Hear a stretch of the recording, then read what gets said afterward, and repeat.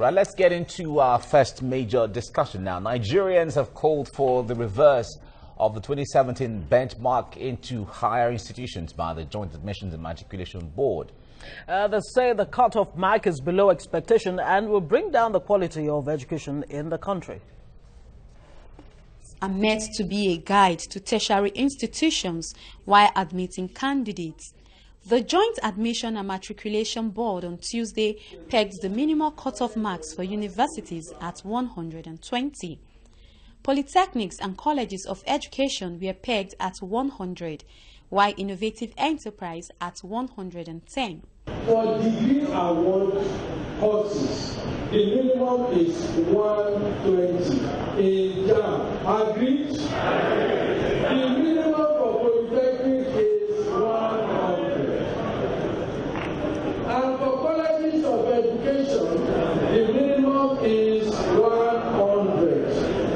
For IEIs, it is 110. Despite the decision reached that institutions are at liberty to go beyond the benchmarks, some Nigerians are not satisfied with this. They said the decision will do the education sector more harm than good. They believe candidates should score more than average to qualify for higher institutions. Did I hear you say 120 for universities and 100 for polytechnic? Over what? 400? That's abnormal. It's unacceptable. It's unbelievable. That tells you the level at which our education is going has decayed. The education sector is in a very bad shape. Education is almost gone. What JAMB is going to do is to heighten the corruption in an admission racketeering that is already cracking the education system. And I think that all the stakeholders must intervene. If it is implemented favorably, it favors people who are eligible, who actually wanted to go to school. It makes them, it will give them the opportunity of even entering universities. It's okay as it is. If they can maintain it, if they approve it, they can go ahead with it. They call on stakeholders to kick against the policy as it will only ridicule the educational system in Nigeria. With this cutoff mark set up by JAMB, there are chances that candidates will find it easier gaining admission into institutions of their choice.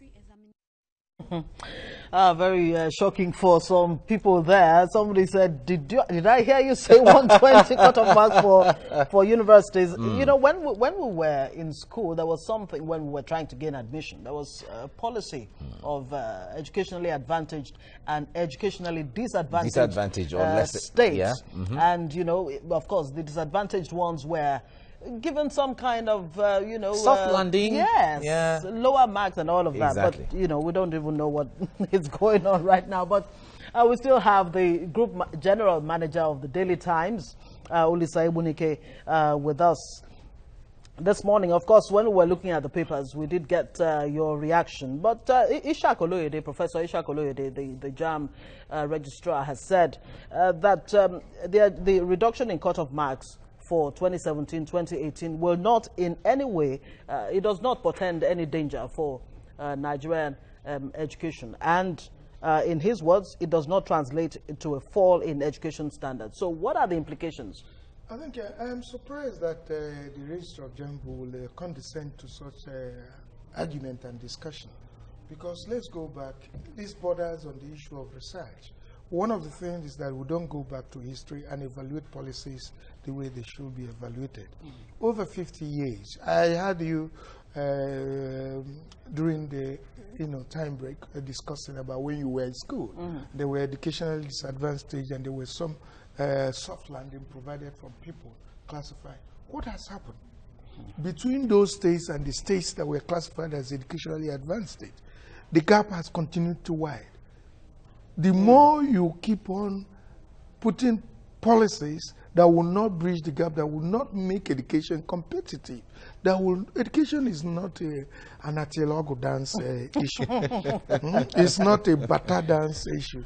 Education is not everybody should go through the university system. In other words, it's not an all-comers affair. It's not an all-comers affair because the development we're talking about or we are noticing in Europe, in the United States, even in Southeast Asia today, wasn't a Tea Party. It took them time. The China that closed their doors for more than 30 years, they went through education. They reviewed the processes and procedures, and over time, they actually attained the level they've wished themselves. And they've not stopped, they've continued. So what we have done now is that we have widened the gap between the so-called education advanced state and the education disadvantaged state. So what they are trying to say now is that if you bring the disadvantaged or the the challenged states and put them, what you have said is that it will take them another 50 years to meet the educationally advanced stage. You keep on shifting the goalposts. What they have done is that they have, for me, because this is an electronic medium, let me use a word that will portray me in a bad light. What they have done is that they lack capacity. What the people in JAMB and some stakeholders that took that decision is that they've told us, I've been sure that they don't have the need, they don't have the capacity to remain in that position. All right, now let's look at the importance of that entry examination. We've seen it, one would say, well, the process of training is most important than the test you have to pass to qualify for entering into the training, because JAMB is just a one-day examination. But JAMB as an entry standard, or the standard by which you have to pass before you go into training in this institution, how important is JAMB as a test or as a benchmark?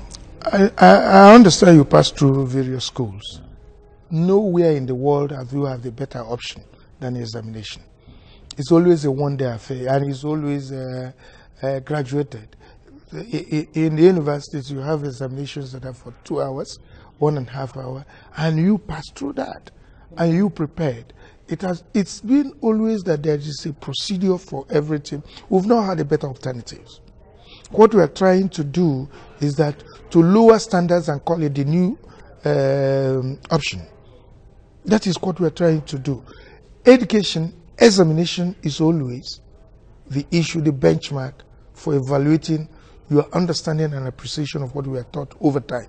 There is no means, again, all over globally, to evaluate any human being in any capacity other than examination. So what I cannot see, even I am not a professor of mathematics, but 100 and 120 over 400 is not a pass mark. The original benchmark at 180 was already was an issue. It was lower than 50%. Yes. And now that you bring it to somewhere about 35%, 30%, oh. Ooh, so now the newly agreed marks would override the ones submitted already by the institutions. Even if you see the issue, the registrar, the way he put it as if they were in the State House of Assembly, do you agree that is the voice vote on issue? It showed us that there was not even a real stakeholders meeting to evaluate it, because the evaluation will be based on empirical evidence.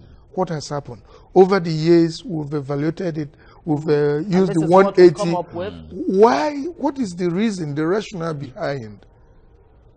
So, you see, it was politically motivated. There is all you need to do over time. I remembered when the Pakistanians, when the Indians were brought into the educational system in this country. The Ghanaians. Yes. Ghanaians. How did it help us? The issue, let me tell you, is that Nigeria has refused to accept that we are one nation, because we have the manpower down south to help people that are educationally advanced. In some part of Nigeria, we have the manpower. But what you begin to see is that when you move to certain states in Nigeria, instead of taking you in because of the capacity you have, they give you a contract. Not to bring you into the... I keep saying what has happened in Lagos over time, in Lagos State, although it's another issue, is that Lagos, do you have the capacity to meet our obligation towards education, the employer, no matter where you come from?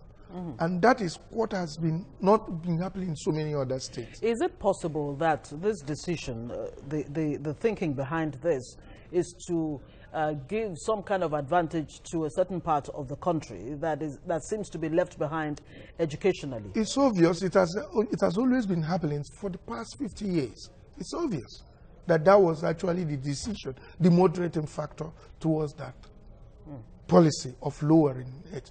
And you notice that there is nothing you can do. The policy has actually made it impossible for people in other parts of Nigeria that have capacity to help bridge the gap in the so-called educational disadvantaged state. Because when you want to go there, the issue they will bring up is that they will not give you a normal service contract. They will make sure that you sign on a contract. They can deal with you. You can imagine Nigeria, you working in Nigeria saying, I am working in River State, I am in Nigeria, and instead of bringing me in to work in the civil service, I will work on a contract basis. What it means that my total take home will be very, minimal compared to what. Exactly. So that is the actually issues of indigenship. You're not an indigene. Yes, you are not from this state and all this, where you are lacking in capacity. Now, the states or the clans where they are bringing manpower from Pakistan, from India, from Ghana, they need those manpower, and they will not want to come to Nigeria. Because they have a better option in their own countries that come into. And they have deliberate policies too to ensure that their people stay within their stay within the country, because you have to retain that manpower, professionalism, and skill. Definitely. When the marks were dropped to 180, a lot of, from the reports we got, lots of parents started moving and planning for their children to go school in Ghana, go school in Gambia and other countries and all of that. But what is the implication of that in the long run? You see, when I hear about people moving their children to this, it's not. Let me tell you one thing, is that when I was going to school, as a primary school student or people, there is nowhere in the world that you will mention that I will not give you their history. As if it took me time to travel to the US, but there's no place in US that I don't know, and I don't know what obtains there. That is the level of education we have. There was what was called civic in those days. Yes. And when you study it, the average Nigerian youth, as at that particular time, carry the map of the world and tell you the important areas of the world. That was the level of education. And you can name the prime ministers, the head of state, and every other thing. But today, what do we have? We still have that capacity. But it's the policies of government at whichever level that is militating sustained development of that education. Now, policy. in coming up with this, JAMB has given some level of autonomy to the universities to decide how they want to admit, who they want to admit, and all of that. Well, the schools are saying this is a good move. That is what kills the policies. You will make a policy and you create a window that will, that will rubbish the whole policy. That is exactly, in those days, universities were allowed to actually conduct their examination and set their standards. The different universities set their standard. In those days, University of Nigeria, University of Lagos, Ibadan. They conduct ABU. They conduct examination at different dates, and they have different cutoff marks. So if you are not qualified, you are not qualified. You wait for another day and go for rehearsal. Okay. Well, we have to leave you here now. Group Managing Director of Daily Times, Olisa Egbunike, thank you very much for coming on the program. It's a pleasure allowing me to be in your studio. Thank you very much. You're welcome. Thank you. Right. All right. We'll look forward to more reactions from this, because the papers are all awash with the news on the JAMB cutoff point.